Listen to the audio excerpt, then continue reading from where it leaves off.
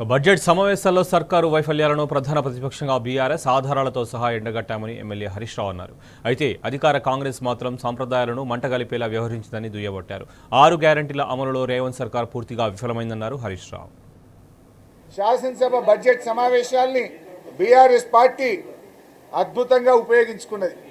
మేము చాలా స్పష్టంగా కాంగ్రెస్ తప్పిదాలను ఎత్తి చూపాం, కాంగ్రెస్ వైఫల్యాలను ఎండగట్టాం.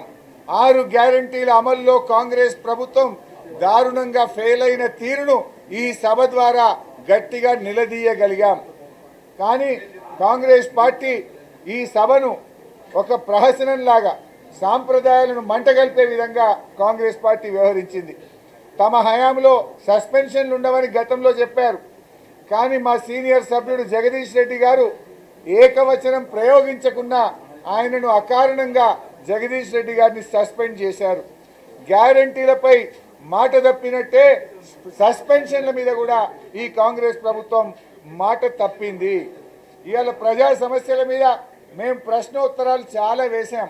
12 రోజుల్లో కేవలం 2 రోజులు మాత్రమే ప్రశ్నోత్తరాలు జరిపి 10 రోజులు క్వశ్చన్ అవర్ లేకుండా తప్పించుకునే ప్రయత్నం ఈ ప్రభుత్వం చేసింది.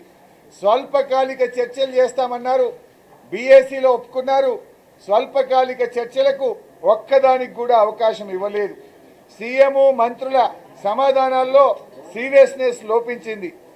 ఇకపోతే కేవలం రాజ్యాంగం ప్రకారంగా బడ్జెట్ పాస్ చేసుకోవాలి కనుక బడ్జెట్ను పాస్ చేసుకోవడమే లక్ష్యంగా ఈ సమావేశాలు నిర్వహించినటువంటి పరిస్థితి మనకు కనబడతా ఉంది. ఇవాళ డీలిమిటేషన్ మీద మా నాయకులు కేటీఆర్ గారు మాట్లాడటమంటే మైక్ ఇవ్వకుండా డీలిమిటేషన్ తీర్మానం మీద ముఖ్యమంత్రి గారు మాత్రమే చదివి ఇవాళ ప్రతిపక్షానికి అవకాశం లేకుండా ఇవాళ మా హక్కులను కాలరాసే ప్రయత్నం చేశారు.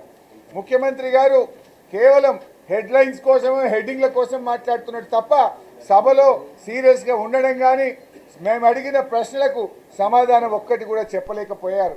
సుప్రీంకోర్టులో ఉన్న ఫిరాయింపుల అంశాన్ని కూడా సభలో ప్రస్తావించి సభా సాంప్రదాయాలకు విరుద్ధంగా వారు మాట్లాడారు. దీన్ని మేము సుప్రీంకోర్టు దృష్టికి కూడా తీసుకువెళ్తాం. రుణమాఫీ ముగిసిందని చెప్పారు. మేము ఇందాకనే చెప్పాం సభలో, వానాకాలం రైతు బంధు 8,000 ఎగ్గొట్టారు, యాసంగి 4,000 ఎగ్గొట్టినారు, 12,000 కోట్లు రైతు భరోసా కింద ఇవ్వాల్సిన డబ్బులు ఎగ్గొట్టిండ్రు. ఇచ్చింది 20,000. అంటే మీ రుణమాఫీ పథకంలో రైతులకు ఇచ్చింది కేవలం 8,000 కోట్లే. 12,000 కోట్లు రైతు బంధుని ఎగ్గొట్టిండ్రు, 20,000 రుణమాఫీ ఇచ్చిండ్రు. అంటే మొత్తంగా మీరు ఇచ్చింది కేవలం 8,000 కోట్లు మాత్రమే.